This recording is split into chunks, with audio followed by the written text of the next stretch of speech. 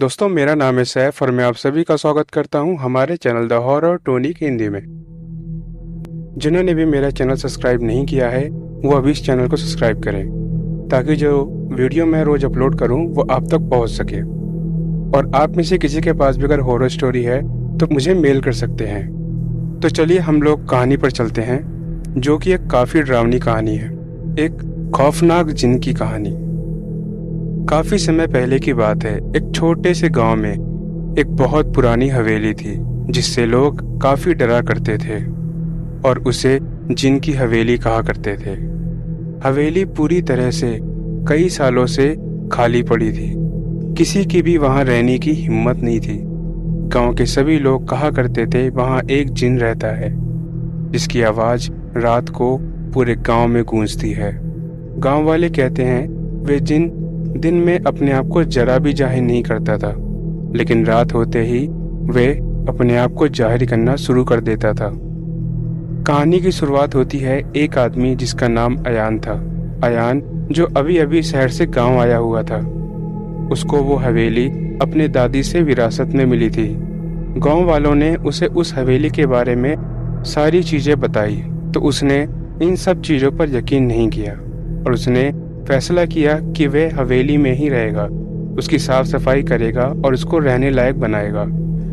गांव वालों ने उसे बहुत समझाया, लेकिन अयान जो था किसी की भी नहीं सुनना चाहता था और वे हवेली पहुंच जाता है। उसकी साफ सफाई शुरू कर देता है। पहला दिन तो सब कुछ ठीक था, लेकिन जैसे जैसे रात हो रही थी वैसे वैसे उसे अजीब अजीब आवाजें सुनाई दे रही थी, जो कि कुछ इस तरह की थी। कहीं किसी के फुसफुसाने की आवाज तो कहीं किसी के हंसने की आवाज उसे आ रही थी और साथ ही उसे कुछ बड़े बड़े हेवले भी नजर आ रहे थे। अयान ने सोचा कि यह सब उसकी थकावट की वजह से हो रहा है और वह सोने चला गया। वह सो ही रहा था कि अचानक उसकी नींद आधी रात को खुल जाती है। उसने देखा उसका कमरे का दरवाजा अपने आप खुला हुआ था और अचानक एक हवा का झोंका कमरे में आया जिससे जल रही मोमबत्ती बुझ गई और पूरा कमरा अंधेरे से भर गया। अयान ने टॉर्च उठाई और दरवाजे की तरफ दिखाने लगा और वह उठकर बाहर आने लगा। तभी उसने देखा कि एक लंबा काला साया बाहर गलियारे में खड़ा था। अब वह साया उसकी ओर धीरे धीरे बढ़ रहा था। तभी अयान ने दरवाजा बंद करने की कोशिश की, लेकिन तब तक वह साया दरवाजे के पास आकर खड़ा था। उसने देखा वह साया कोई और नहीं बल्कि एक जिन था, जिसकी आंखें लाल रंग की थी और चेहरा नहीं नजर आ रहा था। तभी उस जिन ने कहा,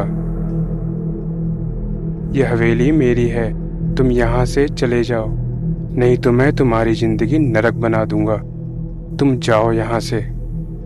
अयान की तो हलक जैसे सूख ही गई थी, लेकिन इसके बावजूद उसने हिम्मत जुटाकर उससे कहा, यह हवेली मेरी दादी की है और अब मेरी है, मैं यहाँ से नहीं जाऊंगा।